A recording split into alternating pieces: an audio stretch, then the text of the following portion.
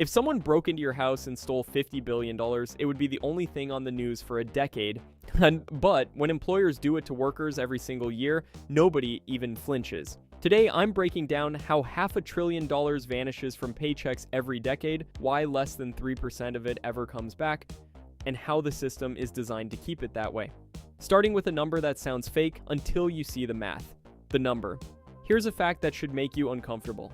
Every year, employers steal more money from workers than every robbery, burglary, larceny, and motor vehicle theft in the country combined, and it's not close. Between 2021 and 2023, all federal, state, and private class action efforts combined returned about $1.5 billion to workers. Sounds decent, right?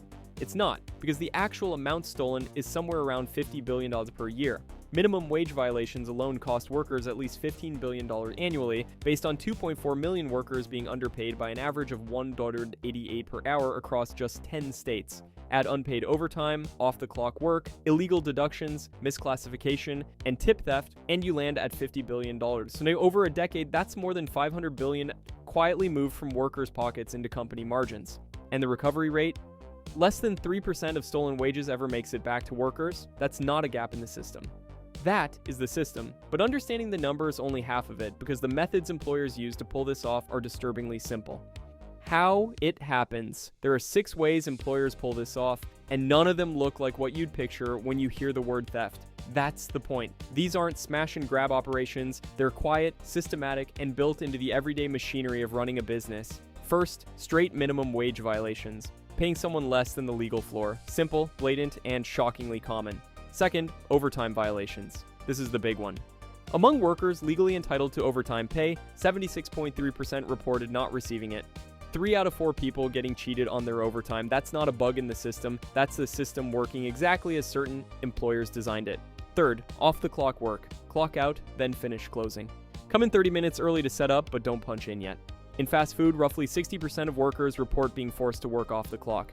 The overall wage theft rate in that sector, nearly 90%, which is, not ideal.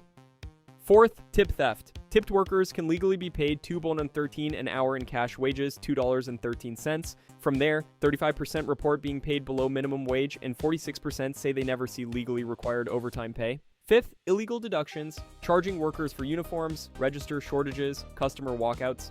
In healthcare and retail, companies automatically deduct meal breaks from timesheets even when workers never actually got to sit down. And sixth, misclassification.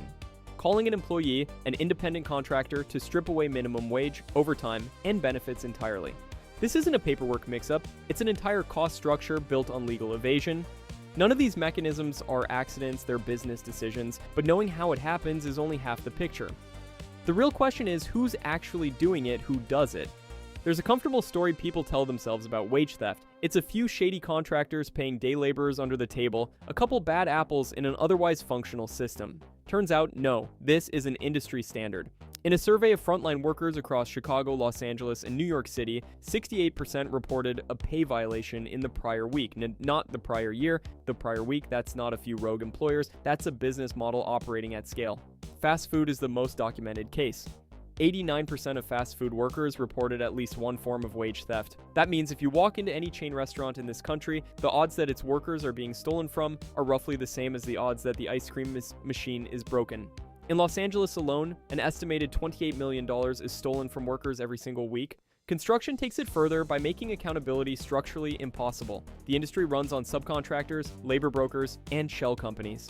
When workers finally win a judgment for unpaid wages, the subcontractor responsible has often dissolved. The company doesn't exist anymore, which is, not ideal, but this isn't just small fly-by-night operations. Large, publicly traded corporations do this too. Research found that big firms barely meeting their quarterly earnings forecasts are significantly more likely to be cited for wage violations. They're using stolen wages as an earnings management tool. That's not desperation, that's strategy on a spreadsheet. And here's the competitive dynamic that locks it in. Firms that steal wages can underbid law-abiding competitors. When enforcement is weak, the market literally rewards illegality. Honest businesses lose contracts to companies whose low prices are subsidized by stolen paychecks. But if you think the scale of this is disturbing, wait until you hear what happens to the people who do it. Or rather, what doesn't happen. Why nobody goes to prison. Here's something that will bother you for the rest of the day. If you walk into a gas station, pull a gun, and steal $500 from the register, you're looking at felony armed robbery, years in prison. But if you steal $500 from each of your 500 employees by shaving their timesheets, you get a civil lawsuit. Maybe. And that's not an exaggeration. That's literally how the system works. Wage theft is handled primarily as a civil matter under the Fair Labor Standards Act. The DOL's main tool is ordering back pay, basically telling the employer to pay what they already owed, plus penalties capped at $274 per violation. Criminal prosecution technically exists, but it requires proof the employer intentionally stole wages. And here's where employers get a defense no mugger would ever receive. They can claim poor record keeping, they can shrug and go, oops, my payroll software glitched. Try that at a bank robbery trial. The numbers tell you everything. Between 2017 and 2020, federal agencies, state agencies, and class actions combined recovered $3.24 billion in stolen wages. Sounds like a lot until you remember tens of billions are stolen every single year. The expected cost of breaking the law is simply less than the gain. Some states have tried to fix this. California expanded felony grand theft to cover wage theft over $950 in 2021. Sounds tough. But only 13 criminal wage theft cases were prosecuted in California between 2015 and 2022, 13 in a state with 19 million workers. The DOL is chronically understaffed. The system is complaint-driven, meaning the employers most likely to steal wages, the ones whose workers fear retaliation or deportation, are the least likely to be investigated. And business lobbying consistently fights expanded enforcement. Forced arbitration clauses funnel disputes into confidential proceedings where most workers never collect a dime. The system isn't broken, it's working exactly as certain people paid very good money for it to work, but if the legal system won't protect workers, you'd think workers would protect themselves. Turns out there are very specific reasons why they don't. Why workers stay silent. Here's the number that makes everything else in this video make sense. 98% of workers experiencing wage theft never file a claim. Not 98% don't win. 98% don't even try. And once you understand why, you realize this isn't a flaw in the system. It is the system. The primary reason is retaliation. We're talking fired, hours slashed, shifted to the worst schedule, blacklisted from the industry entirely. For someone living paycheck to paycheck, which is most of the people we're talking about here, even a 2-week gap in income can mean missed rent, eviction, losing a car. The math is brutal. You can lose 15% of your wages quietly, or you can lose 100% tomorrow by speaking up. Most people pick the first option. I don't know what to tell you, it's rational, but the darkest version plays out with immigration status. 37% of undocumented workers experienced minimum wage violations in just the prior week compared to 16% of US-born workers. Employers in low-wage industries actively weaponize the threat of deportation as a wage suppression tool. Complain about your pay, and I call ICE isn't an implied threat. It's a business strategy. Then there's a quieter problem. Many workers genuinely don't know they're being stolen from. When your employer pays cash with no pay stubs, manipulates timesheets, or frames illegal practices as just how things work here, it stops registering as a violation. It just feels like having a job. And even for workers who do recognize what's happening, forced arbitration clauses block the exit. 17.75 million private sector non-union workers are covered by these clauses. But arbitration is confidential, individual, and expensive relative to the amount stolen. Most never pursue it, penalties are minimal, remedies arrive years later, and attorney's fees are unavailable for small claims. Workers aren't passive. They're making reasonable decisions in an unreasonable system, and that's exactly how billions keep disappearing. But now the obvious question, if workers never see that money again, where does it actually go? Where the money goes. Here's the thing. Nobody wants to say out loud. Wage theft isn't money that vanishes into thin air. It's a transfer. Every dollar that disappears from a worker's paycheck lands on a corporate balance sheet. When an employer withholds legally owed wages, labor costs go down. When labor costs go down, profits go up. When profits go up, shareholders get paid. That's not a theory, that's accounting, and it gets worse. When large firms are under pressure to meet analyst earnings forecasts, wage theft allegations spike. When Wall Street expects a certain number on the quarterly report, companies start stealing from workers to hit it. Illegal underpayment isn't a mistake, it's a lever. Pull it when the numbers look tight, and nobody on the investor call ever has to know that the margin came from shaving hours off a janitor's timesheet, but the transfer doesn't stop at the boardroom. It keeps going, straight to taxpayers. Nearly 60% of workers earning below $7.25 an hour receive some form of public assistance, totaling nearly $29 billion annually. Wage theft pushes even more workers below eligibility thresholds, expanding enrollment, increasing spending. You're subsidizing someone else's profit margin every April. A 10% increase in minimum wage reduces SNAP enrollment by up to 3.2%, meaning wage theft is functionally a hidden subsidy. Employers underpay, taxpayers cover the gap, investors collect the difference. That's the pipeline. Now zoom into one city. In Los Angeles County alone, an estimated $28 million is stolen from workers every single week.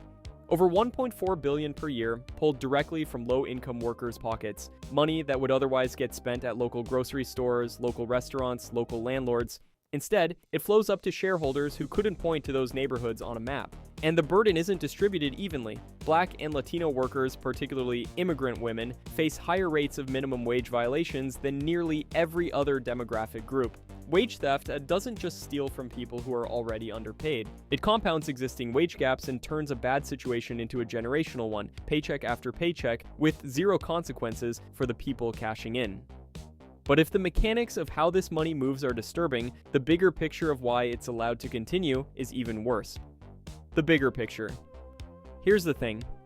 Nobody wants to say out loud, wage theft isn't a bug. It's the predictable outcome of a system designed in 1938 and never updated for the world we actually live in. The Fair Labor Standards Act was written for large companies with traditional employment relationships. Your boss was your boss, and everybody knew who was responsible. Today's economy runs on franchising, subcontracting, temp agencies, and gig platforms, and the legal framework just shrugs. Lead firms have figured out that if they put enough layers between themselves and the workers, wage liability becomes nobody's problem. And when enforcement is weak enough, markets don't select for ethical employers, they select for cheaters. A firm that steals wages can underbid every law-abiding competitor and still turn a profit. In some industries, wage theft isn't a scandal, it's the implicit price of staying in business. Nearly half the jobs created after the Great Recession paid under $15 an hour. When you combine poverty wages with declining unionization, gutted enforcement budgets, and forced arbitration clauses, you get exactly what we have. A system where stealing from workers is a civil matter and stealing from businesses is a crime. That's not a natural law, that's a policy choice. And $500 billion over a decade represents compressed wages, deferred rent, missed meals, and widened wealth gaps, all flowing in one direction. The structural nature of the problem points towards structural solutions, dramatically increasing enforcement staffing. Automatic treble damages. Joint employer liability, so lead firms can't hide behind subcontractors. Raising minimum wages, strengthening collective bargaining, curtailing forced arbitration, and building firewalls between labor enforcement and immigration enforcement so workers can actually report violations. None of these alone is sufficient. Together, they shift the incentive environment from one that rewards theft to one that punishes it. That shift starts with naming what's happening, not an accident, not an anomaly, a choice. If you enjoyed this video and want to see more, click the video on the screen now.